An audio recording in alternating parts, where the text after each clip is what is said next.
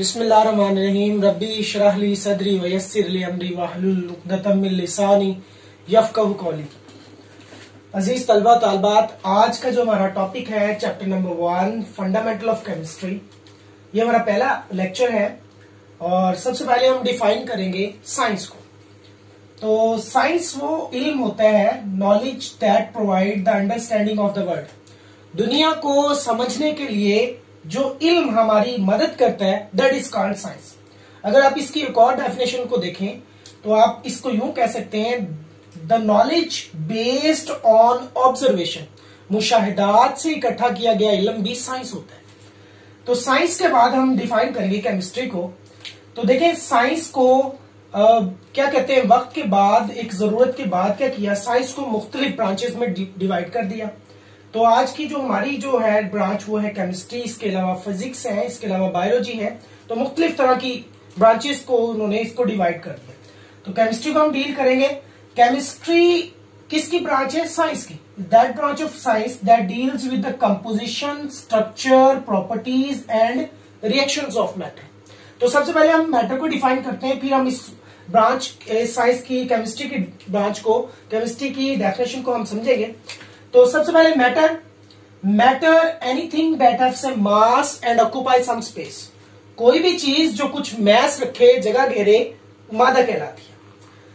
अब देखिए physical form, physically मादा आपको तीन हालतों में मिलेगा, या तो वो सॉलिड होगा, या फिर लिक्विड होगा, या फिर क्या होगा, गैस होगा। तो ये हमारे पास मैटर है। अब आते हैं हम केमिस्ट्री की डेफिनेशन की तरफ। केमिस्ट्री साइंस की वो ब्रांच है जो क्या करती है, डील करती है कंपोजिशन के साथ, स्ट्रक्चर के साथ और प्रॉपर्टीज के साथ एंड रिएक्शंस ऑफ मैटर। यानी कि कंपोजिशन क्या है मैटर की, स्ट्रक्चर क्या है मैटर की, प्रॉपर्टीज क्या है मैटर की, और मैटर में किस तरह की रिएक्शंस हो रहे। देखिए बेटा, साइंस की जो दूसरी ब्रांच फिजिक्स है वो भी मैटर को डील कर रही है, लेकिन उसका और इसमें केमिस्ट्री में फर्क ये है कि वो मैटर और एनर्जी के इंटरेक्शन को डील करती है, और केमिस्ट्री मैटर की कंपोजिशन, मैटर की स्ट्रक्चर, प्रॉपर्टीज और रिएक्शंस को डिस्कस करता है। देखिए बच्चे, कंपोजिशन चेंज होने से, स्ट्रक्चर चेंज होने से प्रॉपर्टीज चेंज होंगी और रिएक्शंस भी डिफरेंट होंगे। अब हम आते हैं कि साइंस जो हमारे पास केमिस्ट्री है, इसका ह्यूमन लाइफ में, डेली लाइफ में क्या यूजेस हैं, इसके क्या एडवांटेजेस हैं और क्या डिसएडवांटेजेस हैं। तो सबसे पहले हम इसके एडवांटेजेस पढ़ेंगे। एडवांटेजेस देखिए बच्चे, कि मैं सिंपल सी बात इसमें मुख्तसर इस बात को ये कहता हूं कि आपके सर के बालों में इस्तेमाल होने वाले शैम्पू से लेकर पैर के नाखून में लगने वाली नेल पॉलिश तक जितनी भी आपकी प्रोडक्ट्स हैं, ऑलमोस्ट जो है वो केमिस्ट्री की बदौलत है। तो जो आपकी बुक में डिस्कस की हुई है उनमें पेट्रोलियम, पेट्रोकेमिकल है। देखें हम फ्यूल को इस्तेमाल कर रहे हैं गाड़ियों में, मोटरसाइकिल में, इसके अलावा एलपीजी, हम सीएनजी और एलएनजी, ये सारी गैसेस हम क्या कर रहे हैं, इनको हाउस होल्ड यूज के लिए, बर्निंग के प्रोसेस के लिए हम इस्तेमाल कर रहे हैं। इसके अलावा लुब्रिकेंट्स हैं, ग्रीस है, ये सारी की सारी पेट्रोलियम प्रोडक्ट्स हैं जो किसकी बदौलत है, केमिस्ट्री की। अब आ जाए मेडिसिन और ड्रग्स, तो आपको पता है मेडिसिन और ड्रग्स सारी के सारी किसकी बदौलत है, chemistry. Soap, detergents, paint, plastic, paper industries, और इसके अलावा इंसेक्टिसाइड्स और पेस्टिसाइड्स, ये बड़ी इंपॉर्टेंट है। देखिए शुरू में लोग जो है वो ऑर्गेनिक मैटर का इस्तेमाल करते थे।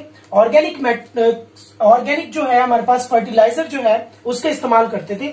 और ऑर्गेनिक फर्टिलाइजर क्या होती है कि वो गोबर को फसलों में एज अ फर्टिलाइजर इस्तेमाल करते थे। लेकिन आपको पता है कि जमीन बहुत ज्यादा है, और इसके अलावा हमारे यहाँ अब पहले एक साल में 2 फसलें काश्त की जाती थी, अब क्रॉप जो हमारे पास सोइंग है वो बढ़ गई है। इसकी वजह से फर्टिलिटी पे बड़ा फर्क पड़ता है, तो उसको आर्टिफिशियली हम मेंटेन करते हैं, हम खुद से फर्टिलाइजर डाल के। और इसके अलावा हमारे पास सशरात, कीड़े मकोड़े होते हैं, मुख्तलिफ तरह की सुंडियां और जड़ी बूटियां जो होती हैं फसल को नुकसान देती हैं, तो उनको खत्म करने के लिए केमिस्ट्री की बदौलत इंसेक्टिसाइड्स और पेस्टिसाइड बनाए गए। इंसेक्टिसाइड्स का काम हशरात, सुंडियां वगैरह इनको खत्म करना है, और पेस्टिसाइड्स उनको जो हमारे पास जड़ी बूटियां होती हैं, उनको जो हमारे गैर जरूरी जड़ी बूटियां होती हैं उनको खत्म करने के लिए इंसेक्टिसाइड्स को इस्तेमाल करते हैं। इसके अलावा और भी बहुत से यूजेस हैं किसके, केमिस्ट्री के ह्यूमन लाइफ में। लेकिन बच्चे इतनी इंडस्ट्रीज डेवलप होने के के वजह से कुछ ड्रॉबैक्स भी हैं, कुछ डिसएडवांटेजेस भी हैं।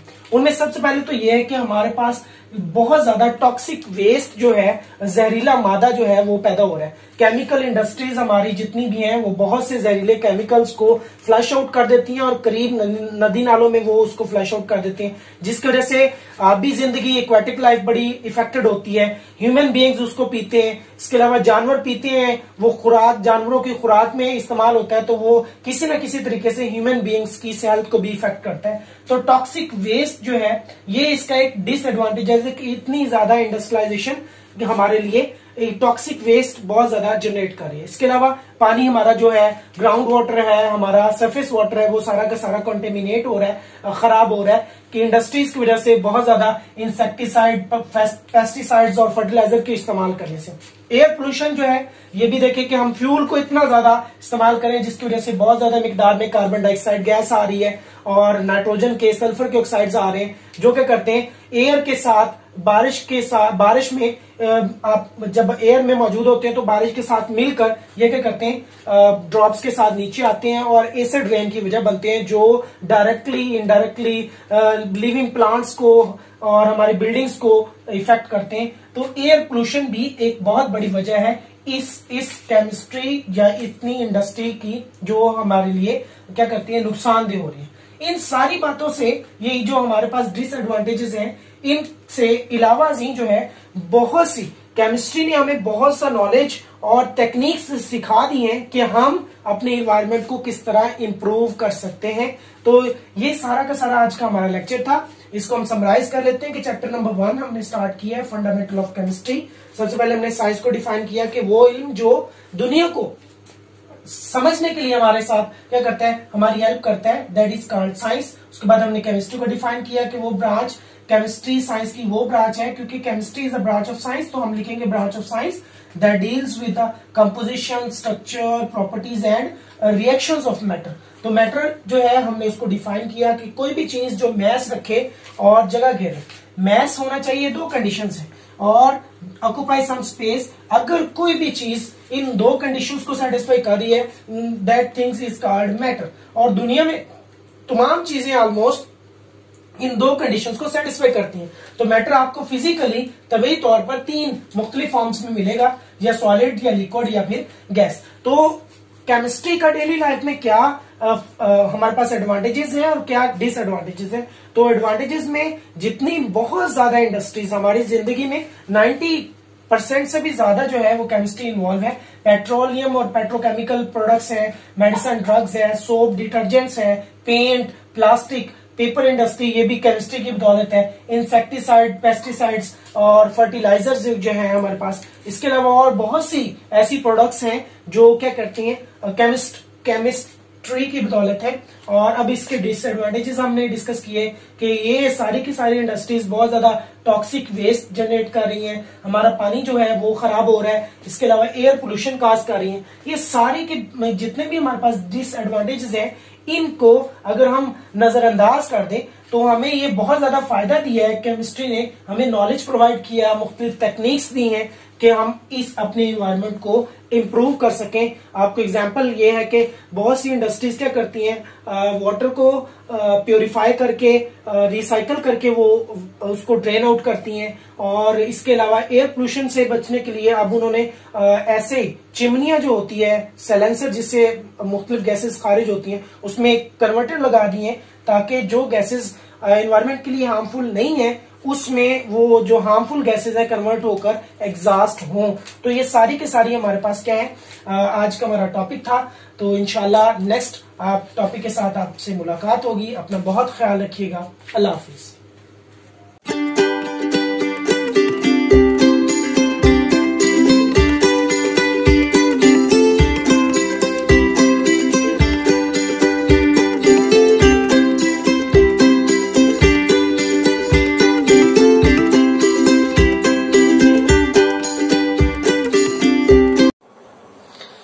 बिस्मिल्लाहिर्रहमानिर्रहीम।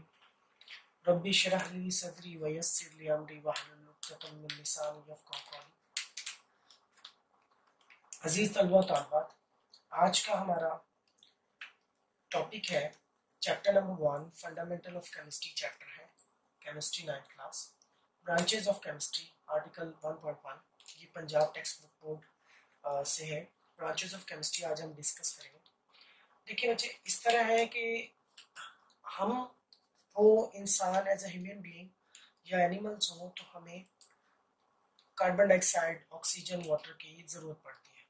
और केमिस्ट्री जो है वो हमारी ज़िंदगी में पूरी तरह हम उसने कवर किया हुआ है, चाहे वो मेडिसिन का हो, चाहे वो एग्रीकल्चर फील्ड हो, चाहे वो वाटर हो, जो भी हो, हर लिहाज से केमिस्ट्री में कवर किया हुआ। तो सबसे पहले जो ब्रांचेस हैं, ब्रांचेस में सबसे पहला जो है नंबर 1 वो है फिजिकल केमिस्ट्री।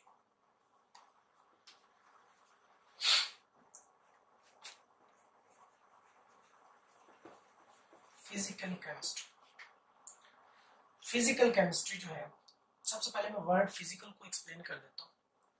फिजिकल वर्ड का लफ्जी मतलब तबई है।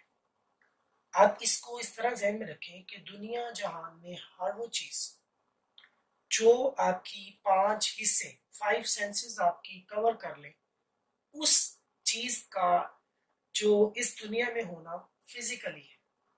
That thing exist physically in this world. Physical chemistry जो है, केमिस्ट्री आपको पता है कि डील करती है मैटर की कंपोजिशन को, उसकी प्रॉपर्टीज को, उसकी स्ट्रक्चर को।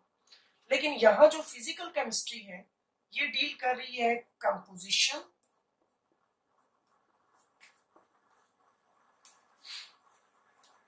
और फिजिकल प्रॉपर्टीज।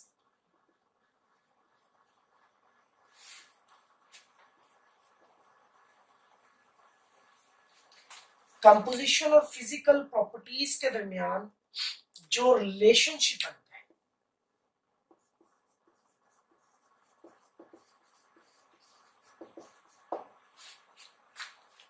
फिजिकल कंपोजिशन और फिजिकल प्रॉपर्टीज के दरमियान जो रिलेशनशिप बन रहा है, वो कौन सी ब्रांच डिस्कस कर रही है? वो फिजिकल केमिस्ट्री डिस्कस कर रही है। तो आप किस तरह डिफाइन करेंगे?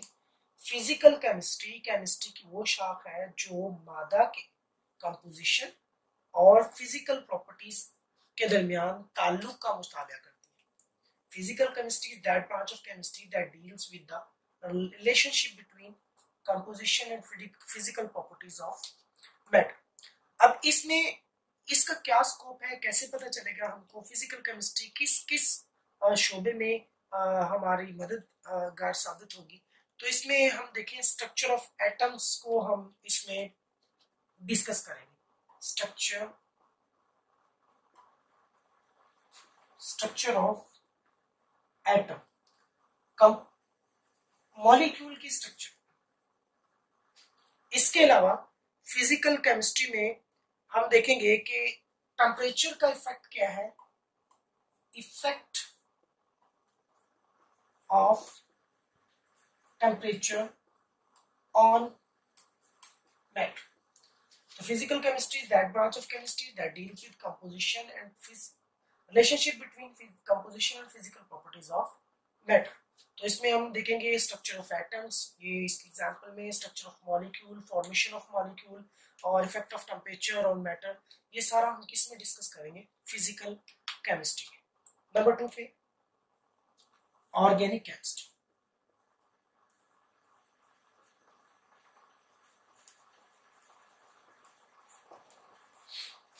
देखिए बच्चे, ऑर्गेनिक केमिस्ट्री को डिस्कस करने से पहले थोड़ा सा मैं आपको एक्सप्लेन कर देता हूँ कि अबाउट 200 years ago ये सोचा जाता था कि कंपाउंड्स दो तरह के, एक वो जो जानदारों से हासिल हो रहे और एक वो जो बेजान चीजों से हासिल हो रहे। जानदारों से हासिल होने वाले कंपाउंड्स को वो ऑर्गेनिक कहते थे और जो बेजान से हासिल होते थे उनको वो इनऑर्गेनिक कहते थे।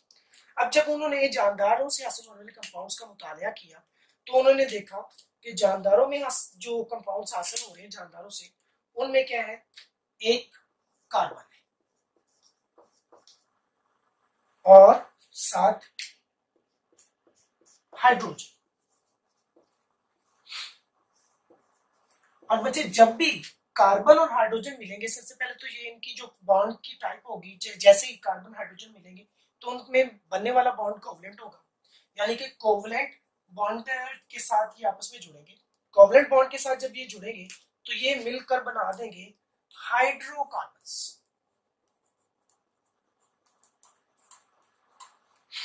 अब जितने कंपाउंड है जिनमें सिर्फ कार्बन और हाइड्रोजन है उनको हम हाइड्रोकार्बन्स कहते हैं। अगर बच्चे कार्बन और हाइड्रोजन के अलावा इस हाइड्रोजन को रिप्लेस करके कार्बन के साथ हाइड्रोजन और कुछ हाइड्रोजन को रिप्लेस करके कोई थर्ड एलिमेंट उसमें ऐड आ जाता है तो उनको हम कहते हैं इसके डेरिवेटिव्स।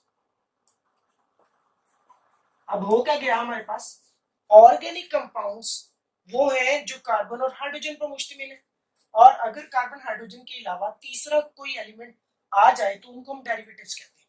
अब केमिस्ट्री की वो शाख, वो ब्रांच, वो शाख जो क्या करती है, हाइड्रोकार्बन्स यानी covalent compound of carbon and hydrogen और उसके डेरिवेटिव्स का मुताला करती है, that branch is called organic chemistry, या इंग्लिश में हम इसको करेंगे organic chemistry is that branch of chemistry that deals with the covalent compound of carbon and hydrogen। क्या मतलब, हाइड्रोकार्बन्स एंड देयर डेरिवेटिव्स। तो बेटा इसका स्कोप जो है, इसका स्कोप है कि जितने भी आपके पास पेट्रोलियम प्रोडक्ट्स हैं, पेट्रोलियम प्रोडक्ट्स हैं, ये हमारे पास सारी की सारी क्या है, ये ऑर्गेनिक केमिस्ट्री में आती है। पेट्रोलियम प्रोडक्ट्स, पेट्रोलियम इंडस्ट्री सारी की सारी, पेट्रोकेमिकल इंडस्ट्री सारी की सारी, फार्मास्यूटिकल इंडस्ट्री सारी की सारी किसमें आती है, ऑर्गेनिक केमिस्ट्री में आती है। नेक्स्ट ब्रांच, जगह हमारे पास इतनी है, हम इसको यहाँ पे भी कर लेते हैं। नेक्स्ट जो हमारे पास है वो है हमारे पास इनऑर्गेनिक केमिस्ट्री, है जी, इन ऑर्गेनिक केमिस्ट्री। देखिए बेटा मैंने इनको रेड में लिखा है, ऑर्गेनिक केमिस्ट्री वही की वैसे ही जो यहाँ पे हमने लिखी। देखिए इंग्लिश में कुछ प्रीफिक्स होते हैं जिसको उर्दू में साबके कहते हैं, वो अल्फाज जो किसी भी लफ्ज के शुरू में लगकर उसका मतलब बदले। लेकिन इंग्लिश में कुछ प्रीफिक्सेस ऐसे होते हैं जो लफ्ज वर्ड्स के शुरू में लगते हैं लेकिन उनका मीनिंग जो है वो नेगेटिव कर देते हैं। जैसे कि जिनमें से एक है in, inefficient, efficient, accurate, inaccurate, organic, inorganic. इसका लफ्जी मतलब जो होता है वो होता है नॉट, नहीं, यानी कि ऑर्गेनिक नहीं। इसका मतलब क्या है कि हम इसमें करेंगे स्टडी, किसकी, study of all compounds and elements, किसके अलावा, एक्सेप्ट, किसके अलावा, ऑर्गेनिक कंपाउंड्स के। और ऑर्गेनिक कंपाउंड्स हमारे पास क्या है, हाइड्रोकार्बन है और क्या है उसके डेरिवेटिव्स। तो हम क्या कहेंगे, inorganic chemistry is that branch of chemistry in which we study all the compounds and elements except hydrocarbons and their derivatives। यानी कि हाइड्रोकार्बन्स और उनके डेरिवेटिव्स के अलावा बाकी तमाम एलिमेंट्स और कंपाउंड्स का मुतालिया क्या कहलाएगा, इनऑर्गेनिक केमिस्ट्री कहलाएगा। अब इसमें यानी कि आपने जितनी भी ऑर्गेनिक केमिस्ट्री की जो ब्रांचेस हैं, जो इनकी इंडस्ट्रीज है, आपने वो छोड़नी है। और उनके अलावा आपके पास सीमेंट इंडस्ट्री है, आपके पास प्लास्टिक इंडस्ट्री है, सीमेंट है,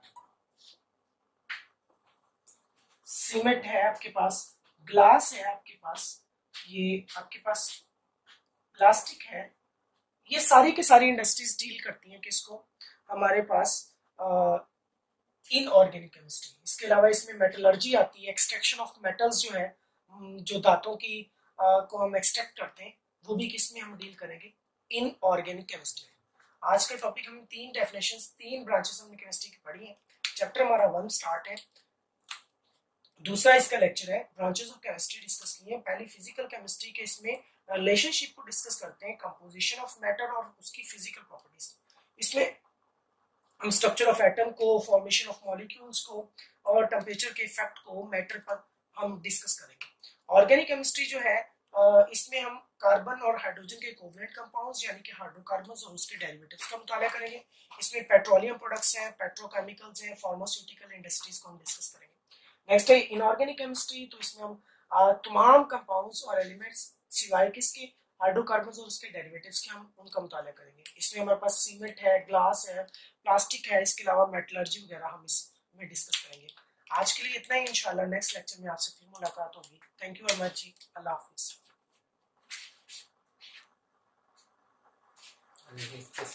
सही है।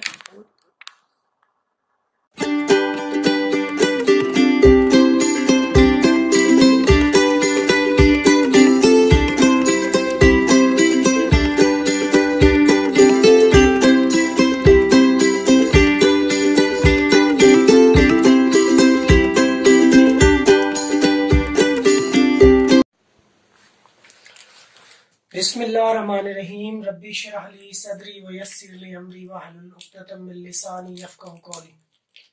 अजीज तलबा तालिबात, आज हमारा जो लेक्चर है वो है branches of chemistry 9th class, chapter number 1 हम डिस्कस कर रहे हैं। तो चौथी ब्रांच है biochemistry. Bio mean life, chemistry mean chemical reactions. तो बायोकेमिस्ट्री में हम डील करेंगे स्ट्रक्चर को, कंपोजिशन को, केमिकल रिएक्शंस को, उन सब्सटेंसेस के जो लिविंग थिंग्स में पाए जाते हैं। फॉर एग्जांपल प्रोटीन्स हैं, कार्बोहाइड्रेट्स हैं, फैट्स हैं, ये सारे के सारे ऐसे हमारे पास कंपाउंड्स हैं जो ह्यूमन बीइंग्स में पाए जाते हैं, लिविंग थिंग्स में पाए जाते हैं। तो उन कंपाउंड्स की स्ट्रक्चर का, कंपोजिशन यानी तरकीब का और केमिकल रिएक्शंस का मुतालिया हम किस में करेंगे, बायोकेमिस्ट्री। इसका जी स्ट्रक्चर, कंपोजिशन और केमिकल रिएक्शंस। तो इसको हम डिफाइन किस तरह करेंगे इंग्लिश में, the branch of chemistry in which we deal with the structure, composition and chemical reaction of the substances found in living things. और उर्दू में केमिस्ट्री की वो शाख जिसमें हम लिविंग थिंग्स यानी जानदार एशिया में पाए जाने वाले सब्सटेंसेस की स्ट्रक्चर, तरकीब और केमिकल रिएक्शंस का मुताला करेंगे। अब बच्चे, बायोकेमिस्ट्री का स्कोप कहाँ है, किस किस शोबे में बायोकेमिस्ट्री का हम यूज करते हैं? तो उसमें मेडिसिन है, फूड साइंसेज है और एग्रीकल्चर है। ये वो शोबे हैं जिनमें बायोकेमिस्ट्री क्या की जाती है और इसमें डिस्कस किया जाता है, डील किया जाता है। बायोकेमिस्ट्री की जो गाइडलाइंस हैं उनको इन शोबों में क्या किया जाता है, इस्तेमाल किया जाता है। इसके अलावा और भी बहुत से हैं। तो नेक्स्ट जो हमारे पास है वो है इंडस्ट्रियल केमिस्ट्री। देखो बेटा, इंडस्ट्री जो है हमारे पास क्या है, सनत है। Chemistry mean chemical reaction. अब सनत में केमिकल रिएक्शंस का क्या काम है? देखो बेटा कि हम लेबोरेटरी में जो काम करते हैं ना, लैब वर्क और इंडस्ट्रियल वर्क में बड़ा फर्क होता है। लैब वर्क में पहली बात है, हमने कभी प्रॉफिट का नहीं सोचा होता, हमें ये नहीं पता होता ये केमिकल्स आ कहां से रहे, हमारे पास रॉ मटेरियल कहां से आएगा, हमने बनाना कितनी मिकदार में, जस्ट हम लेबोरेटरी में रिएक्शंस करते हैं। लेकिन इंडस्ट्री में ये करते हैं, सबसे पहले हम ये कहते हैं कि हम मिनिमम कॉस्ट हमारी आए और मैक्सिमम हमें प्रॉफिट आए। तो इंडस्ट्रियल केमिस्ट्री में हम जो कमर्शियल स्केल पर, सनती पैमाने पर हम मुख्तलिफ कंपाउंड्स को तैयार करते हैं।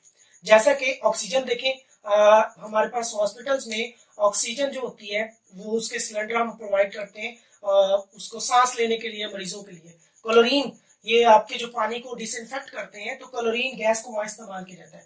कास्टिक सोडा जो है ये सोप इंडस्ट्री में काम होता है। तो ये जो ऑक्सीजन है, क्लोरीन है, कास्टिक सोडा है, इनको हम क्या करते हैं कमर्शियल स्केल पर, क्योंकि इन्होंने बाद में मुख्तलिफ इंडस्ट्रीज में एज अ रॉ मटेरियल काम आना होता है। तो इस वजह से हम क्या करते हैं, इन सारे सब्सटेंसेस को कमर्शियल पैमाने पर क्या करते हैं, प्रिपेयर करते हैं। तो केमिस्ट्री की वो ब्रांच जो इनको डील करती है वो इंडस्ट्रियल केमिस्ट्री कहलाती है। अब इसको डिफाइन कैसे करेंगे, the branch of chemistry that deals with the manufacturing of chemical compounds on industrial scale, यानी सनती पैमाने पर आपने कंपाउंड्स की मैन्युफैक्चरिंग को डिस्कस करना है। इसमें आप देखें कि मैन्युफैक्चरिंग ऑफ हमारे पास क्या है, ऑक्सीजन है, क्लोरीन है, अमोनिया। अमोनिया का भी बता देते हैं बेटा, ये जो हमारे पास अमोनिया जो है वो यूरिया फर्टिलाइजर बनाने में इस्तेमाल होता है। तो ये यूरिया की जो इंडस्ट्री है उसमें as a raw material, caustic soda, soaps वगैरह में, तो ये नीचे मैंने लिख भी दिया है कि these chemicals are important as a raw material in textile, soap, paints,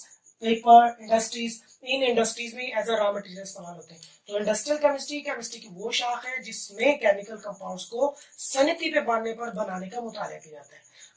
next हमारे पास है न्यूक्लियर केमिस्ट्री। देखो बेटा, न्यूक्लियर का लफ्जी मतलब तो आपको पता है कि इसमें न्यूक्लियर रिएक्शंस होंगे। केमिस्ट्री मीन केमिकल रिएक्शंस है, न्यूक्लियस के रिलेटेड रिएक्शन। अब न्यूक्लियस के रिलेटेड दो ही तरह के रिएक्शन होते हैं, एक होता है न्यूक्लियर फिशन और दूसरा होता है न्यूक्लियर फिजन रिएक्शन। फिशन का मतलब होता है टूटना, फ्यूज का मतलब होता है जुड़ जाना।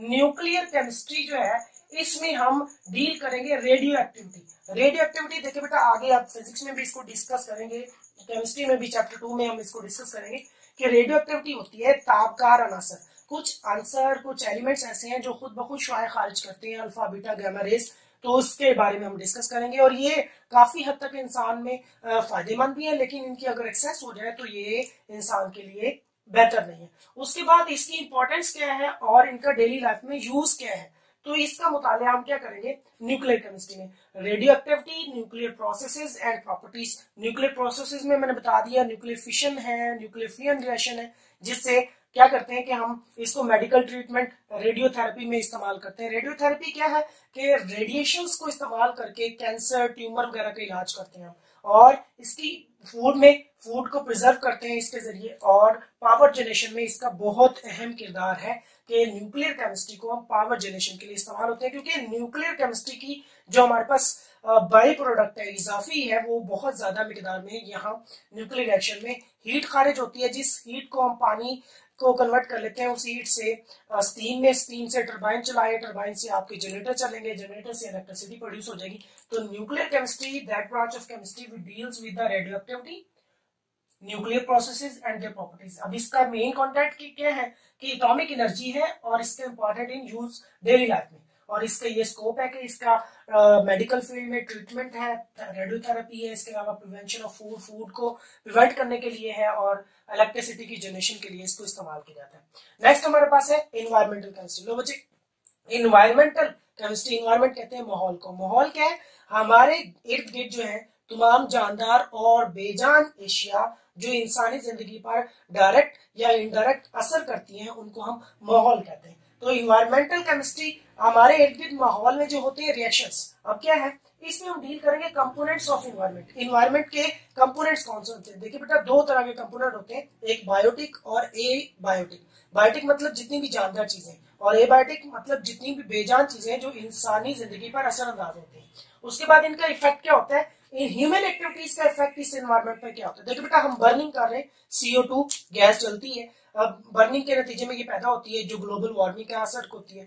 इसके अलावा आप क्या करते हैं, पानी, इंडस्ट्रीज, जितनी भी हमारी इंडस्ट्रीज हैं वो क्या करती है, वेस्ट वाटर को क्या करती है, बगैर प्योरीफाई किए हुए वो नदी नालों में, वो भी इन्वायरमेंट को खराब करते हैं। तो ये इन्वायरमेंटल केमिस्ट्री डील करती है कंपोनेंट्स ऑफ इन्वायरमेंट को और ह्यूमन एक्टिविटीज का इस इन्वायरमेंट पर क्या असर है इसको।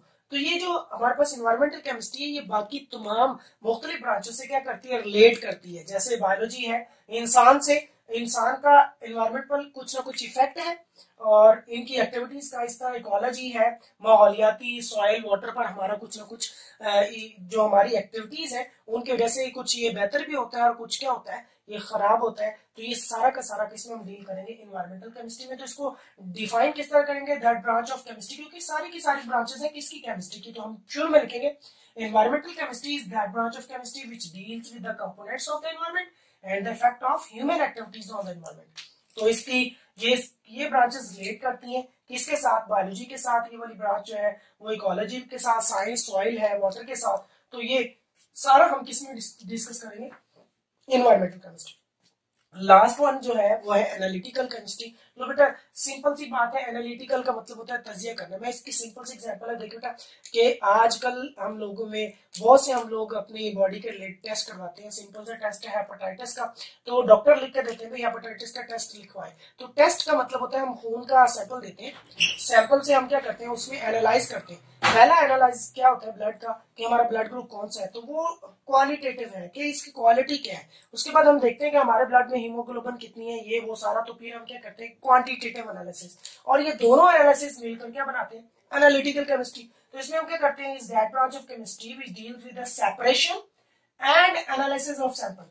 इस सेपरेशन से मुराद, आपको एक सैंपल दिया, सबसे पहले आपने सैंपल को सेपरेट कर लिया कि भाई इसमें आखिर है क्या क्या चीज, कौन कौन से इसके जुज है जो इसको मिलकर ये सैंपल बनाए। फिर उन जो इज्जा की मिकदार कितनी कितनी है, तो सबसे पहले हम क्या करते हैं, उसके जूस देखते हैं। जूस का मतलब हम उसका क्वालिटेटिव एनालिसिस करते हैं, क्वालिटी चेक करते हैं, कंपोनेंट्स देखते हैं कि इसमें कितने कौन कौन से कंपोनेंट्स हैं और वो कंपोनेंट्स कितनी मिकदार में, तो वो एनालिसिस क्या कहता है, क्वांटिटेटिव एनालिसिस। ये दोनों एनालिसिस जब होते हैं तब जाके क्या होता है, मुकम्मल एनालिटिकल एनालिसिस होता है। तो analytical chemistry is that a branch of chemistry which deals with the separation and analysis of a sample to identify its components. और इसका स्कोप क्या है, तो बेटा इसका स्कोप फूड में है, वाटर में है, एनवायरमेंट में है और क्लिनिकल एनालिसिस। सबको मैं बारी बारी डिस्कस करता हूँ। फूड में देखिए, फूड की क्वालिटी को चेक करना है कि भाई वो कोई बंदा कहता है कि ये चीज हमने फला फला चीज उसमें मिलकर बनाई है। फिर हम क्या करते हैं, फूड का सैंपल लेते हैं, उसमें उसके कंपोनेंट्स चेक करते हैं, फिर उन कंपोनेंट्स की मिकदार को चेक करते हैं। सबसे पहले मियारी मुआवजा करते हैं, मियारी उसका एनालिसिस करते हैं, फिर हमने उसका मिकदारी एनालिसिस करते हैं। फिर हमें मुकम्मल तौर पर पता चल जाता है कि आया कि ये दूध ठीक है या नहीं है, आया कि ये जूस क्वालिटी वाला है या नहीं है। उसके बाद वाटर, वाटर देखिए हम मुख्तलिफ जगह से सैंपल लेते हैं, उसमें हम देखते हैं कि इस वाटर के में टोटल डिजोल्व सॉलिड्स कितने हैं, इस वाटर में नमकियात कितने हैं, आया कि ये पीने के काबिल है या भी नहीं। तो वो तब हमें पता चलेगा। सबसे पहले हम क्वालिटी फिर क्वांटिटी। इसी तरह एनवायरनमेंट में भी कंपोनेंट्स को हम चेक करते हैं, एयर इंडेक्स कितना है, इसमें क्या कहते हैं स्मोक कितनी है, दूसरा एयर पोल्यूशन कितना है, सारा। और क्लिनिकल में अभी बता दिया, ब्लड का टेस्ट है, हेपेटाइटिस का टेस्ट है, आपका शुगर टेस्ट है, ये सारे के सारे टेस्ट किस में आते हैं, एनालिटिकल केमिस्ट्री में। तो आज का ये हमारा टॉपिक कंप्लीट हो गया। हम इसको रिवाइज कर लेते हैं कि ब्रांचेस ऑफ केमिस्ट्री हम डील कर रहे हैं। पार्ट 1 में हम इसको पढ़ लिया है और बाकी ये है, आज हम बायोकेमिस्ट्री से शुरू किया कि ये स्ट्रक्चर, कंपोजिशन और केमिकल रिएक्शंस जो इन लिविंग थिंग्स में सब्सटेंसेस पाए जाते हैं उनकी स्ट्रक्चर, कंपोजिशन और केमिकल रिएक्शंस को डील करती है। इसमें मेडिसिन, फूड और इसका ये स्कोप है। उसके बाद इंडस्ट्रियल केमिस्ट्री है। इंडस्ट्रियल केमिस्ट्री में हम देखते हैं कि कंपाउंड्स जो होते हैं उनको हम कमर्शियल स्केल पर बनाते हैं, जैसे ऑक्सीजन है, क्लोरीन है, कास्टिक सोडा, अमोनियम वगैरह। ये जो कंपाउंड्स हैं ये बाद में इन मुख्तलिफ इंडस्ट्रीज में एज अ रॉ मटेरियल इस्तेमाल किए जाते हैं, जैसे कि पेपर है, सोप है, पेंट, टेक्सटाइल वगैरह वगैरह।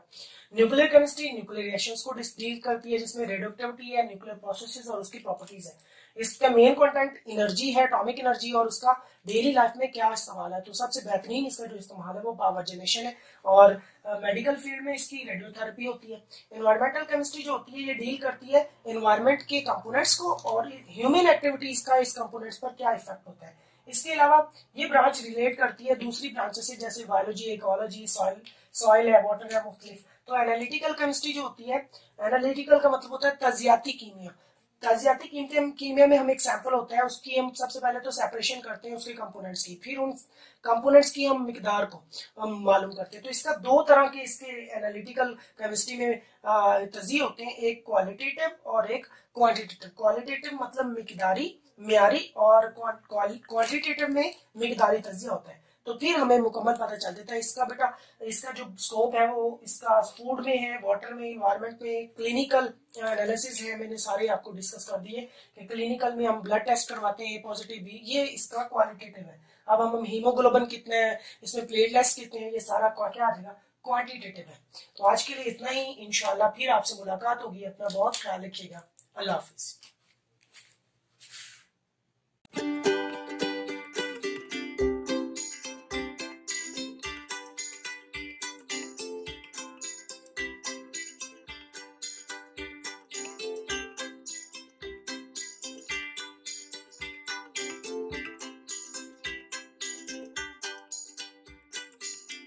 बिस्मिल्लाहिर्रहमानिर्रहीम। रब्बी इश्रह ली सदरी व यस्सिर ली अमरी वहलुल उक़दतम मिन लिसानी यफ़क़हू क़ौली।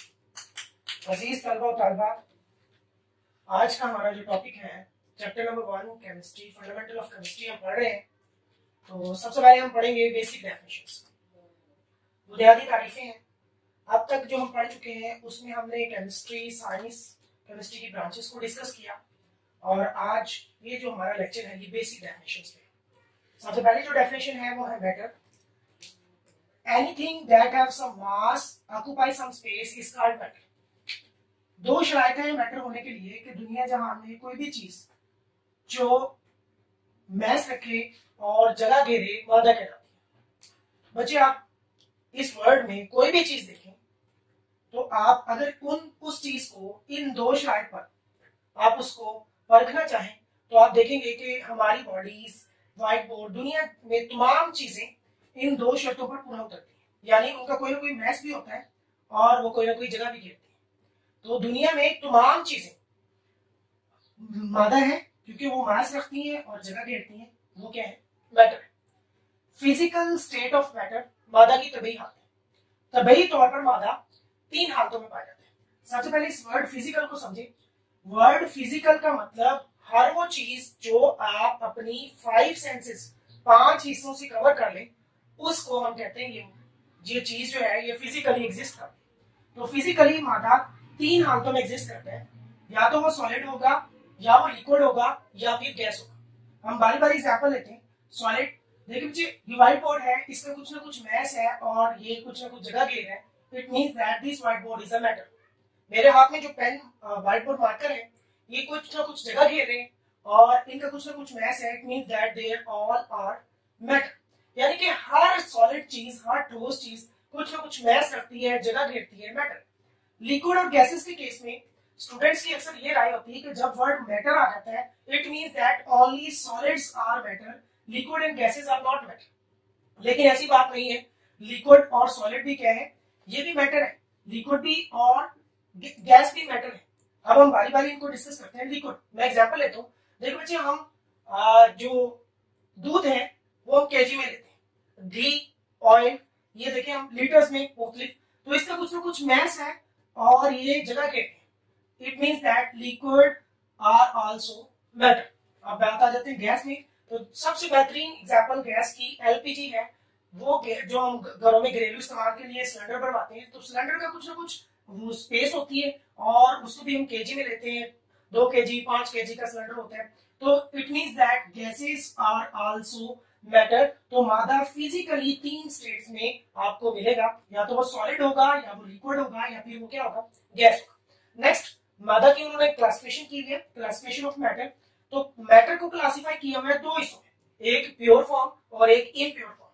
प्योर फॉर्म जो मैटर की है उसको हम सब्सटेंस कहते हैं। इसकी प्योर फॉर्म से क्या है कि सब्सटेंस की कंपोजिशन फिक्स होगी, यानी कि आप एक सब्सटेंस आपके पास है, आप उसके किसी भी हिस्से से आप उसको क्या कर लें, देख लें, तो आपको वो क्या होगा? उसकी कंपोजिशन फिक्स होगी और उसकी प्रॉपर्टीज भी क्या होगी? फिक्स होगी। जैसे आयरन है आपके पास, इसी तरह ऑक्सीजन है, कंपोजिशन हर जगह ऑक्सीजन की O2 ही है।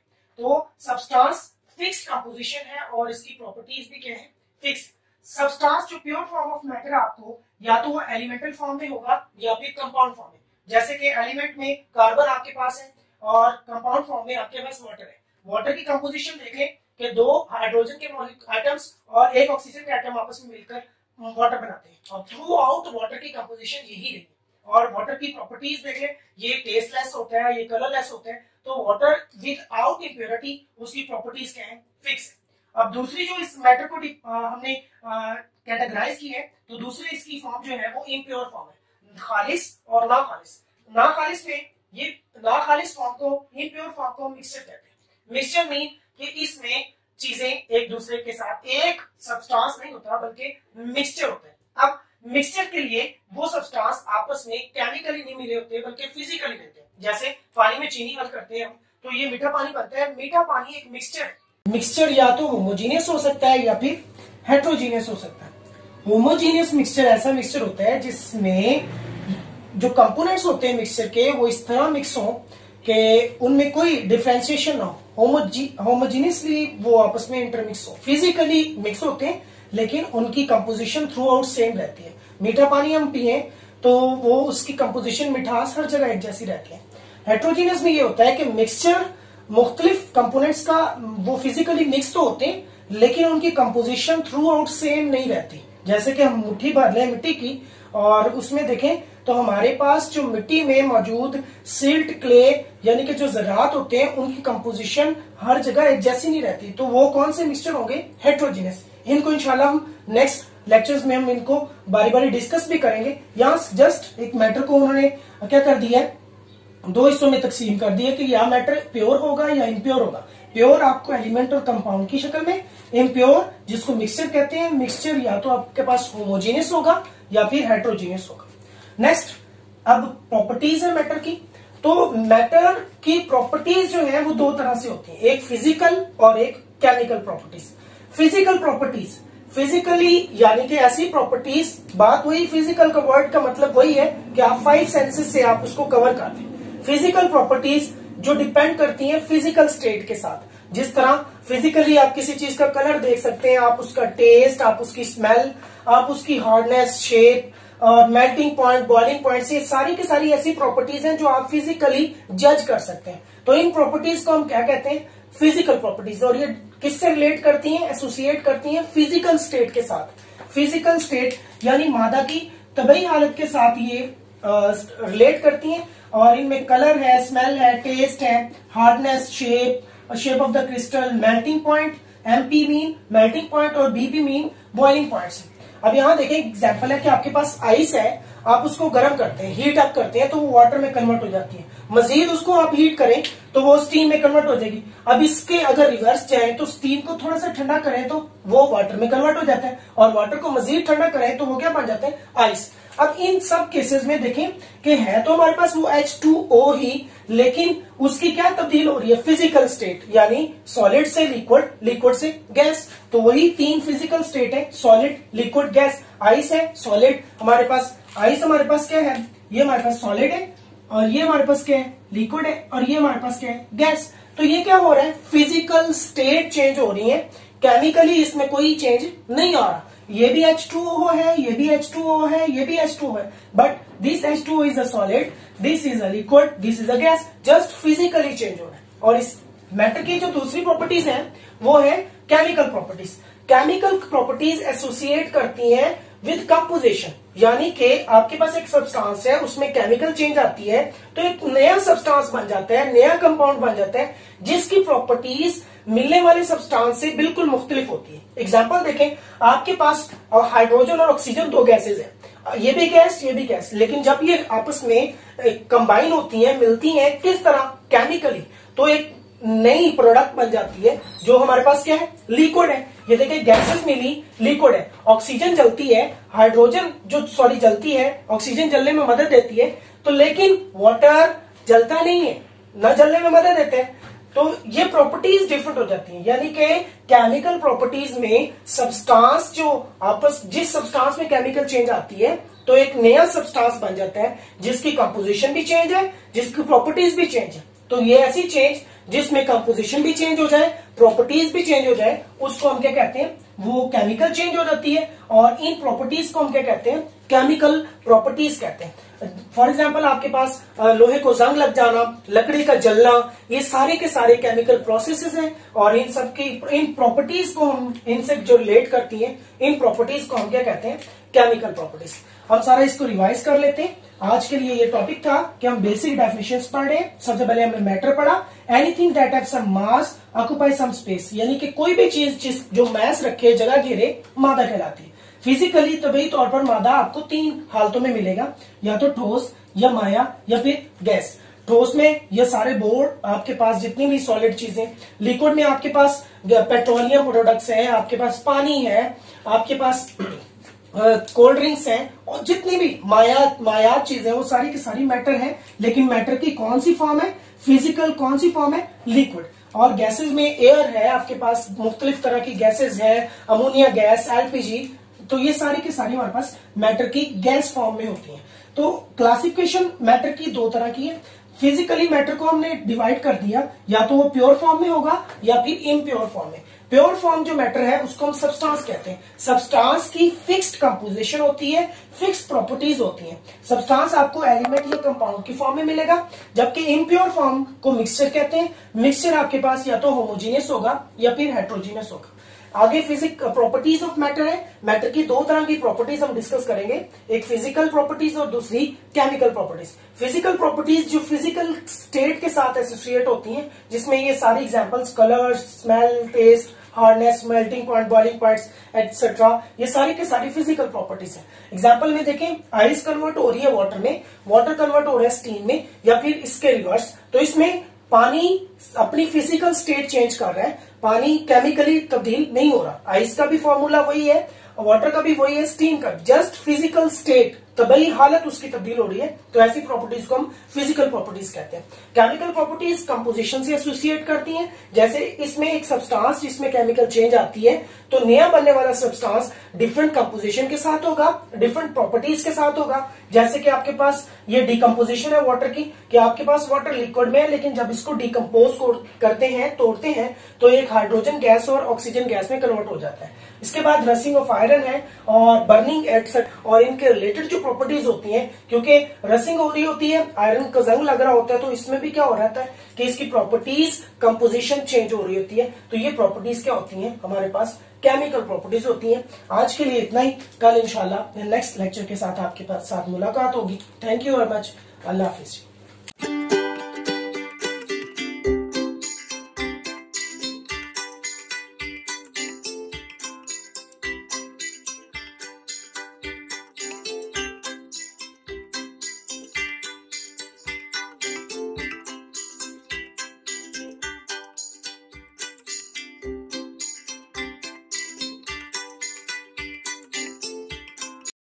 बिस्मिल्लाहिर्रहमानिर्रहीम। रब्बी इश्रह ली सदरी वयस्सिर ली अमरी वहलुल उक़दतम मिन लिसानी यफ़क़हू क़ौली।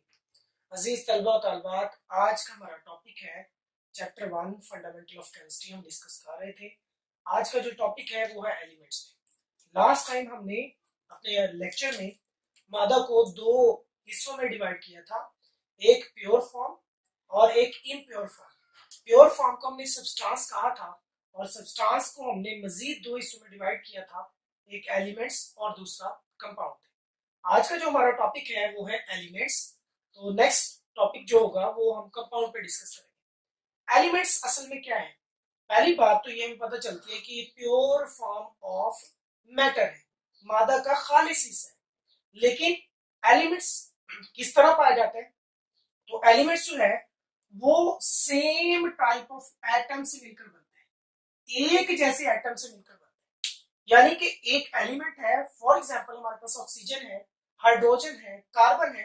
तो कार्बन एक एलिमेंट है, इसमें मौजूद तमाम के तमाम एटम सिर्फ कार्बन के होंगे। कार्बन के अलावा किसी दूसरे कोई दूसरे एलिमेंट नहीं, एटम्स नहीं होंगे। यानी कि पहली शर्त एलिमेंट के लिए कि वो सब्सटेंस है, वो खालिस मादा है जो सिर्फ और सिर्फ एक जैसे एटम्स पर मुश्तमिल होता है, जिन एटम्स का एटॉमिक नंबर एक जैसा लेकिन मास नंबर मुख्तलिफ है। अब ये दो नई टर्म्स हैं, ये इंशाल्लाह हम आगे टॉपिक्स में पढ़ेंगे कि एटॉमिक नंबर क्या होता है और मास नंबर क्या होता है। बस यूं समझ लें कि उनकी दिखने में शक्ल एक जैसी लेकिन उनका मास मुख्तलिफ होता है। इनको आगे हम एक्सप्लेन करेंगे कि ये एटॉमिक नंबर्स, मास नंबर असल में क्या है जब हम स्ट्रक्चर ऑफ एटम को डिस्कस करेंगे। अब हम डिफाइन करते हैं कि एलिमेंट वो खालिस मादा है जो एक जैसे एटम से मिलकर बनता है, जिनका एटॉमिक नंबर एक जैसा लेकिन मास नंबर क्या होता है, मुख्तलिफ। Element is that substance that is made up of same type of atoms having same atomic number but different mass number. तो हिस्ट्री ये थी कि अर्ली एजेस में सिर्फ 9 एलिमेंट्स क्या किए गए, डिस्कवर किए गए। इनकी एग्जांपल्स आपके बुक में मौजूद है, जिसमें सिल्वर था, जिसमें गोल्ड था और बहुत से एलिमेंट्स थे जो अर्ली एजेस में सिर्फ 9 एलिमेंट्स डिस्कवर किए गए। और एंड ऑफ 19th सेंचुरी में 63 एलिमेंट्स को डिस्कवर किया गया और अब तक 118 एलिमेंट्स डिस्कवर हो चुके हैं, जिनमें से 92 जो है वो कुदरती तौर पर नेचुरली अकरिंग है और रिमेनिंग जो है वो रेडियो एक्टिव है या फिर आर्टिफिशियल है। आर्टिफिशियल आप यहां लिखें कि वो क्या है, आर्टिफिशियल है, यानी कि मैन मेड है। आर्टिफिशियल वो मैन मेड है, इंसान ने मुख्तलिफ प्रोसेसेस के जरिए, डिसइंटीग्रेशन का प्रोसेस है और मुख्तलिफ प्रोसेसेस के जरिए उन एलिमेंट्स को बनाया है।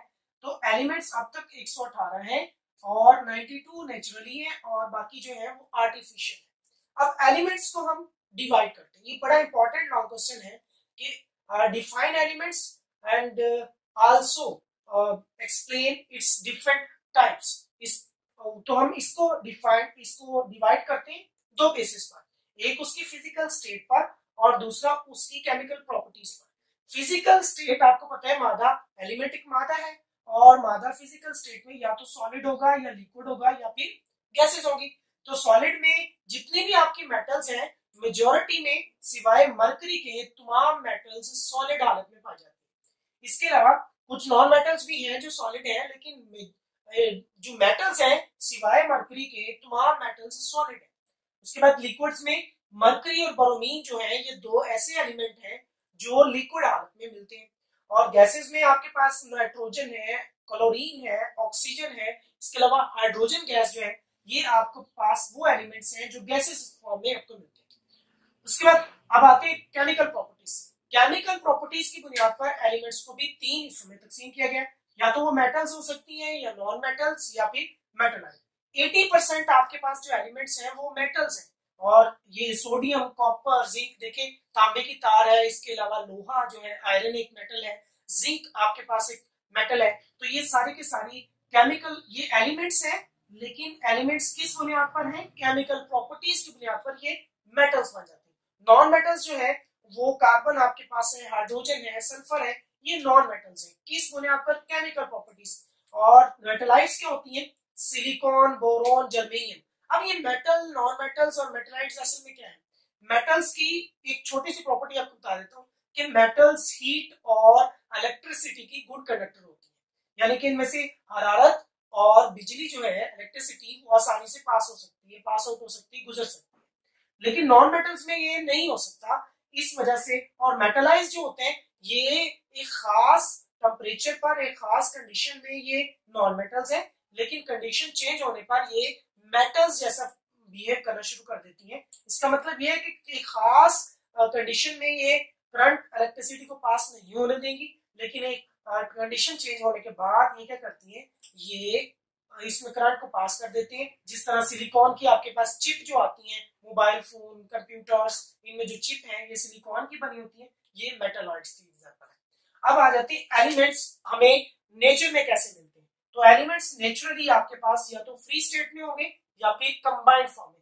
फ्री स्टेट से मुराद के ये एक एलिमेंट तो अकेला अकेला वो आपको मिल सकता है, लेकिन कंबाइंड में वो किसी दूसरे एलिमेंट्स के साथ जुड़ के कंपाउंड की शक्ल में आपको मिलेंगे। एटमॉस्फेयर, ओशन और अर्थ क्रस्ट में मुख्तलिफ एलिमेंट्स की परसेंटेजेस आपकी बुक में टेबल नंबर 1.1 में उन्होंने एक्सप्लेन किए। कॉमन जो है वो मैंने लिख ली है कि ऑक्सीजन एटमॉस्फेयर में 21%, 47% अर्थ क्रस्ट में और 86% जो है वो ओशन में। और ये वाली जो चीज है ये आपको एमसीक्यूज में इंपॉर्टेंट होगी, यहां से एमसीक्यूज पूछ सकते हैं। नाइट्रोजन 78% होती है एटमॉस्फेयर में, सिलिकॉन 28% अर्थ क्रस्ट में, हाइड्रोजन जो है 11% ओशन में होती है। ये डिफरेंट परसेंटेजेस हैं इनकी कि ये हमारे अर्थ क्रस्ट, ओशन और एटमॉस्फेयर में ये किस परसेंटेज के साथ ये पाए जाते हैं। नेक्स्ट हमारे पास है सैंपल्स। देखिए सैंपल्स असल में क्या था कि पहले जब सैंपल्स की टर्म को डिफाइन नहीं किया गया, उस वक्त जो साइंटिस्ट थे वो कॉमन यूज जो था मेटल्स का, नॉन मेटल्स का, उसके हिसाब से उन्होंने कुछ निशानियां रखी हुई थी। तो बाद में क्या हुआ, एक मीटिंग में उन्होंने, ब्रेथलॉर्ड ने एक सजेशन दी थी कि जो भी एलिमेंट्स हैं जो उनका लैटिन, इंग्लिश या ग्रीक नेम है, उसका फर्स्ट टू या फर्स्ट थ्री मोस्ट प्रोमिनेंट, बहुत ज्यादा जो वाजिया अल्फाज है, इंग्लिश अल्फाबेट है या ग्रीक है या जो भी है, आप उसके मोस्ट प्रोमिनेंट लेटर्स को एज अ सैंपल्स ले लेंगे। लेकिन इस सैंपल्स को लिखते वक्त एक बात का आपने ध्यान रखना है कि पहला अल्फाबेट जो होता है फर्स्ट वो कैपिटल लिखने। अगर वो कोई एलिमेंट एक अल्फाबेट पर है तो उसका तो कैपिटल लिखा जाएगा, अगर एक से ज्यादा पर है तो उसका फर्स्ट अल्फाबेट आपने कैपिटल लिखने और बाकी जितने भी हैं वो आपने क्या लिखने, उसको स्मॉल लेटर्स में लिखना है। तो सैंपल्स क्या है? एब्रीविएशंस ऑफ लैटिन, इंग्लिश और Greek names for the element, यानी कि इंग्लिश, लैटिन, लातीनी, यूनानी या इंग्लिश नाम जो है किसी भी एलिमेंट का, उसको उसके फर्स्ट टू, फर्स्ट थ्री या जो उसका अल्फाबेट है उसको हम क्या करते हैं, एज अ सैंपल ले लेते हैं, निशाने के तौर पर। कि अगर हम हाइड्रोजन की बात करेंगे तो हाइड्रोजन का के लिए H, नाइट्रोजन की बात करेंगे तो हम N, जहां भी लिखा होगा केमिस्ट्री में तो इस N का मीन्स होता है, हम इसको नाइट्रोजन के सैंपल के लिए इस्तेमाल करते हैं। कार्बन के लिए हम C इस्तेमाल करेंगे, क्लोरीन के लिए हम Cl, एल्यूमिनियम के लिए Al। तो आपके बुक में एक टेबल है, उसमें बहुत से एलिमेंट्स के सैंपल्स दिए गए हैं। तो आज के लिए इतना ही। हम इसको रिवाइज कर लेते हैं कि आज हमने डिफाइन किया है एलिमेंट को कि एक जैसे एटम से मिलकर बनता है जिनका एटॉमिक नंबर एक जैसा है, मास नंबर मुख्तलिफ होता है। और इसकी हिस्ट्री हमने पढ़ी कि अर्ली एजेस में, शुरू के जमाने में सिर्फ 9 एलिमेंट्स डिस्कवर हुए, बाद में अब तक कितने हो गए 63, और उसके बाद अब तक 118 हो गए हैं, जिसमें से 92 नेचुरली है और बाकी आर्टिफिशियल मैन मेड है। एलिमेंट्स को दो बुनियादों पर हमने डिवाइड किया है, एक फिजिकल स्टेट पर और केमिकल प्रॉपर्टीज पर। फिजिकल स्टेट में या तो ये सॉलिड हो सकता है या लिक्विड या फिर गैसेस, और केमिकल प्रॉपर्टीज में मेटल्स, नॉन मेटल्स और मेटलाइड हो सकता है। तो एलिमेंट्स नेचुरली अकरिंग में कैसे होते हैं, या फ्री स्टेट में भी मिल सकते हैं और कंबाइंड फॉर्म में भी। और कुछ एलिमेंट्स जो हैं उनको अर्थ क्रस्ट, एटमॉस्फेयर और ओशन में उनकी परसेंटेजेस हमने ये थोड़ी सी डिस्कस की कि ऑक्सीजन 21% है एटमॉस्फेयर में, 47% अर्थ क्रस्ट में है, 86% ओशन में है। इसी तरह नाइट्रोजन 78% एटमॉस्फेयर में है, सिलिकॉन 28% अर्थ क्रस्ट में है, हाइड्रोजन 11% है। इसमें से एमसीक्यूज अक्सर पूछा जा सकता है। और अब सैंपल्स क्या होते हैं? सैंपल्स जो होते हैं एलिमेंट्स की रिप्रेजेंटेशन। जैसे देखिए पाकिस्तान का जो सैंपल है वो एक फ्लैग है, नेशनल फ्लैग, ग्रीन और व्हाइट कलर है, उसके में एक क्रिसेंट है और एक स्टार है, तो ये सैंपल है पाकिस्तान का। तो इसी तरह एलिमेंट्स के लिए भी सैंपल इस्तेमाल किए गए। तो ब्रेथ लॉर्ड की जो सजेशन थी वो बहुत इंपॉर्टेंट भी और बेहतरीन थी कि उसने कहा लैटिन, इंग्लिश या ग्रीक नेम्स के फर्स्ट 2 या फर्स्ट 3 जो है मोस्ट प्रोमिनेंट लेटर्स को एज अ सैंपल आप यूज कर सकते हैं। तो उसमें देखिए हाइड्रोजन के लिए हमने H इस्तेमाल किया, नाइट्रोजन के लिए N, क्लोरीन के लिए मोस्ट प्रोमिनेंट था Cl, क्योंकि कार्बन के लिए भी C और क्लोरीन के लिए भी C, तो फिर ये क्या कहते हैं मिसमैच हो जाना था, इसमें कंफ्यूजन हो जानी थी, इसलिए क्लोरीन के लिए मोस्ट प्रोमिनेंट Cl हो गया, कार्बन के लिए C। तो आज के लिए इतना ही, इंशाल्लाह फिर मुलाकात होगी। अपना ख्याल रखिएगा, अल्लाह हाफिज।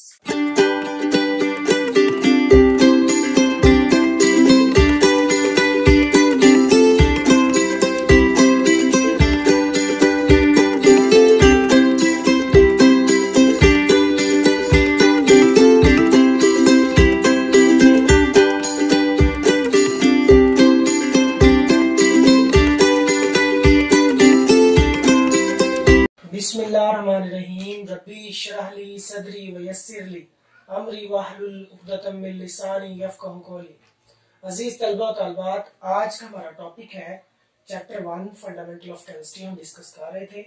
आज का जो टॉपिक है वो है एलिमेंट्स पे। लास्ट टाइम हमने अपने लेक्चर में मादा को दो हिस्सों में डिवाइड किया था, एक प्योर फॉर्म और एक इनप्योर फॉर्म। प्योर फॉर्म को हमने सब्सटेंस कहा था और सब्सटेंस को हमने मजीद दो हिस्सों में डिवाइड किया था, एक एलिमेंट्स और दूसरा कंपाउंड है। आज का जो हमारा टॉपिक है वो है एलिमेंट्स। तो नेक्स्ट टॉपिक जो होगा वो हम कंपाउंड पे डिस्कस करेंगे। एलिमेंट्स असल में क्या है? पहली बात तो ये हमें पता चलती है कि प्योर फॉर्म ऑफ मैटर है, मादा का खालिस हिस्सा है। लेकिन एलिमेंट्स किस तरह पाया जाता है? तो एलिमेंट्स जो है वो सेम टाइप ऑफ एटम से मिलकर बनता है, एक जैसे एटम से मिलकर बनते हैं। यानी कि एक एलिमेंट है, फॉर एग्जांपल हमारे पास ऑक्सीजन है, हाइड्रोजन है, कार्बन है। तो कार्बन एक एलिमेंट है, इसमें मौजूद तमाम के तमाम एटम सिर्फ कार्बन के होंगे, कार्बन के अलावा किसी दूसरे कोई दूसरे एलिमेंट नहीं, एटम्स नहीं होंगे। यानी कि पहली शर्त एलिमेंट के लिए कि वो सब्सटेंस है, वो खालिस मादा है जो सिर्फ और सिर्फ एक जैसे एटम्स पर मुश्तमिल होता है। जिन एटम्स का एटॉमिक नंबर एक जैसा लेकिन मास नंबर मुख्तलिफ है। अब ये दो नई टर्म्स हैं, ये इंशाल्लाह हम आगे के टॉपिक्स में पढ़ेंगे कि एटॉमिक नंबर क्या होता है और मास नंबर क्या होता है। बस यूं समझ लें कि उनकी दिखने में शक्ल एक जैसी लेकिन उनका मास मुख्तलिफ होता है। इनको आगे हम एक्सप्लेन करेंगे कि ये एटॉमिक नंबर्स, मास नंबर असल में क्या है जब हम स्ट्रक्चर ऑफ एटम को डिस्कस करेंगे। अब हम डिफाइन करते हैं कि एलिमेंट वो खालिस मादा है जो एक जैसे एटम से मिलकर बनता है, जिनका एटॉमिक नंबर एक जैसा लेकिन मास नंबर क्या होता है मुख्तलिफ। Element is that substance that is made up of same type of atoms having same atomic number but different mass number. तो हिस्ट्री ये थी कि अर्ली एजेस में सिर्फ 9 एलिमेंट्स क्या किए गए, डिस्कवर किए गए। इनकी एग्जांपल्स आपके बुक में मौजूद है। जिसमें सिल्वर था, जिसमें गोल्ड था, और बहुत से एलिमेंट्स थे जो अर्ली एजेस में सिर्फ 9 एलिमेंट्स डिस्कवर किए गए। और एंड ऑफ 19th सेंचुरी में 63 एलिमेंट्स को डिस्कवर किया गया और अब तक 118 एलिमेंट्स डिस्कवर हो चुके हैं, जिनमें से 92 जो है वो कुदरती तौर पर नेचुरली अकरिंग है और रिमेनिंग जो है वो रेडियो एक्टिव है या फिर आर्टिफिशियल है। आर्टिफिशियल आप यहां लिखें कि वो क्या है, आर्टिफिशियल है यानी कि मैन मेड है। आर्टिफिशियल वो मैन मेड है, इंसान ने मुख्तलिफ प्रोसेसेस के जरिए, डिसइंटीग्रेशन का प्रोसेस है और मुख्तलिफ प्रोसेसेस के जरिए उन एलिमेंट्स को बनाया है।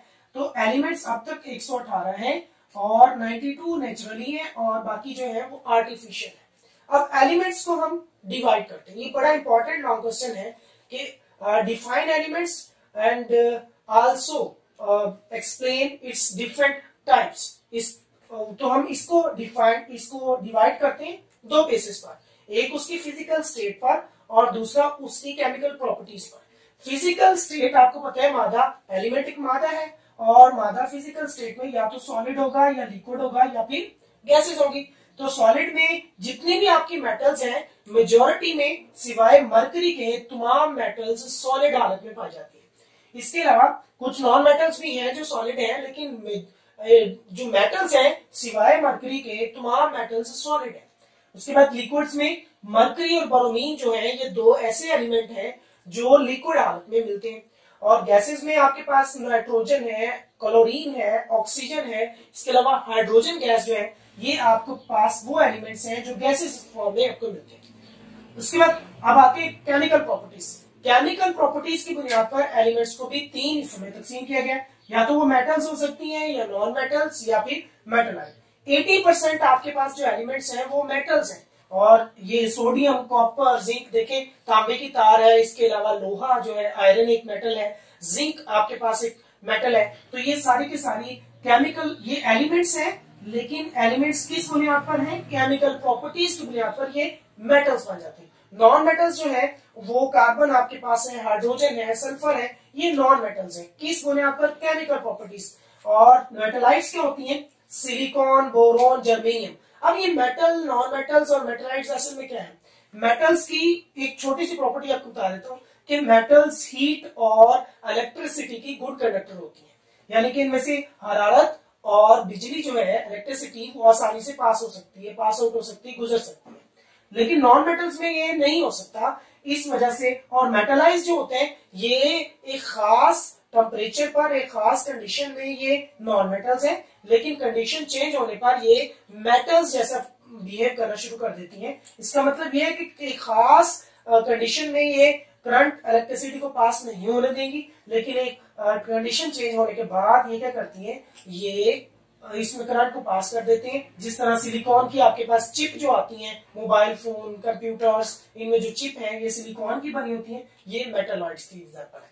अब आ जाते हैं एलिमेंट्स हमें नेचर में कैसे मिलते हैं। तो एलिमेंट्स नेचुरली आपके पास या तो फ्री स्टेट में होंगे या फिर कंबाइंड फॉर्म में। फ्री स्टेट से मुराद के ये एक एलिमेंट तो अकेला वो आपको मिल सकता है, लेकिन कंबाइंड में वो किसी दूसरे एलिमेंट्स के साथ जुड़ के कंपाउंड की शक्ल में आपको मिलेंगे। एटमॉस्फेयर, ओशन और अर्थ क्रस्ट में मुख्तलिफ एलिमेंट्स की परसेंटेजेस आपकी बुक में टेबल नंबर 1.1 में उन्होंने एक्सप्लेन किए। कॉमन जो है वो मैंने लिख रही है कि ऑक्सीजन एटमॉस्फेयर में 21%, 47% अर्थ क्रस्ट में और 86% जो है वो ओशन में है। और ये वाली जो चीज है ये आपको एमसीक्यूज में इंपॉर्टेंट होगी, यहां से एमसीक्यूज पूछ सकते हैं। नाइट्रोजन 78% होती है एटमॉस्फेयर में, सिलिकॉन 28%, अर्थ क्रस्ट में हाइड्रोजन जो है 11% ओशन में होती है। ये डिफरेंट परसेंटेजेस हैं इनकी कि ये हमारे अर्थ क्रस्ट, ओशन और एटमॉस्फेयर में ये किस परसेंटेज के साथ ये पाए जाते हैं। नेक्स्ट हमारे पास है सैंपल्स। देखिए सैंपल्स असल में क्या था कि पहले जब सैंपल्स की टर्म को डिफाइन नहीं किया गया, उस वक्त जो साइंटिस्ट थे वो कॉमन यूज जो था मेटल्स का, नॉन मेटल्स का, उसके हिसाब से उन्होंने कुछ निशानियां रखी हुई थी।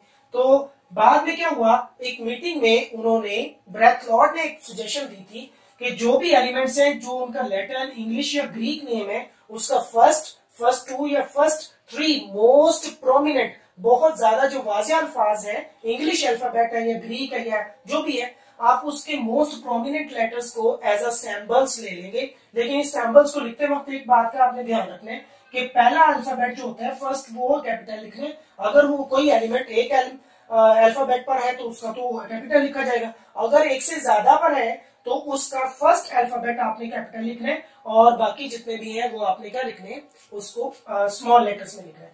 तो सैम्बल्स क्या है?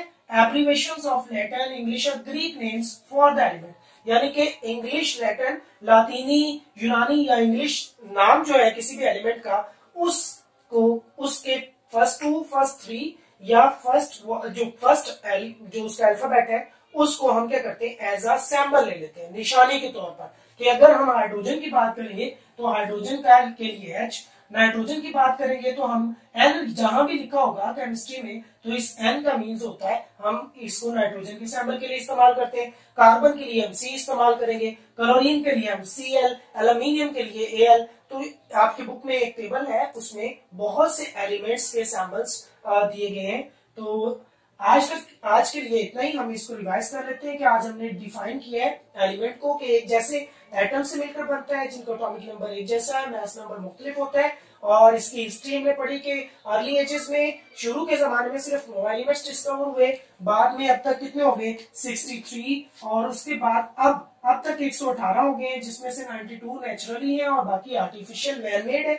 एलिमेंट्स को दो बुनियादों पर हमने डिवाइड किया है, एक फिजिकल स्टेट पर और केमिकल प्रॉपर्टीज पर। फिजिकल स्टेट में या तो ये सॉलिड हो सकता है या लिक्विड या फिर गैसेस, और केमिकल प्रॉपर्टीज में मेटल्स, नॉन मेटल्स और मेटल ऐड हो सकता है। तो एलिमेंट्स नेचुरली अकरिंग में कैसे होते हैं, या फ्री स्टेट में भी मिल सकते हैं और कंबाइंड फॉर्म में भी। और कुछ एलिमेंट्स जो हैं उनको अर्थ क्रस्ट, एटमॉस्फेयर और ओशन में उनकी परसेंटेजेस हमने एक ये थोड़ी सी डिस्कस की कि ऑक्सीजन 21% है एटमॉस्फेयर में, 47% अर्थ क्रस्ट में है, 86% ओशन में है। इसी तरह नाइट्रोजन 78% एटमॉस्फेयर में है, सिलिकॉन 28% अर्थ क्रस्ट में है, हाइड्रोजन 11% है। इसमें से एमसीक्यूज अक्सर पूछा जा सकता है। और अब सैंपल्स क्या होते हैं? सैंपल्स जो होते हैं एलिमेंट्स की रिप्रेजेंटेशन। जैसे देखिए पाकिस्तान का जो सैंपल है वो एक फ्लैग है, नेशनल फ्लैग, ग्रीन और व्हाइट कलर है, उसके में एक क्रिसेंट है और एक स्टार है, तो ये सैंपल है पाकिस्तान का। तो इसी तरह एलिमेंट्स के लिए भी सैंपल इस्तेमाल किए गए। तो ब्रेथ लॉर्ड की जो सजेशन थी वो बहुत इंपॉर्टेंट थी और बेहतरीन थी कि उसने कहा लैटिन, इंग्लिश या ग्रीक नेम्स के फर्स्ट टू या फर्स्ट थ्री जो है मोस्ट प्रोमिनेंट लेटर्स को एज अ सैंपल आप यूज कर सकते हैं। तो उसमें देखिए हाइड्रोजन के लिए हमने H इस्तेमाल किया, नाइट्रोजन के लिए N, क्लोरीन के लिए मोस्ट प्रोमिनेंट था Cl, क्योंकि कार्बन के लिए भी C और क्लोरीन के लिए भी C, तो फिर ये क्या कहते हैं मिसमैच हो जाना था, इसमें कंफ्यूजन हो जानी थी, इसलिए क्लोरीन के लिए मोस्ट प्रोमिनेंट Cl हो गया, कार्बन के लिए C। तो आज के लिए इतना ही, इंशाल्लाह फिर मुलाकात होगी, अपना ख्याल रखिएगा, अल्लाह हाफिज।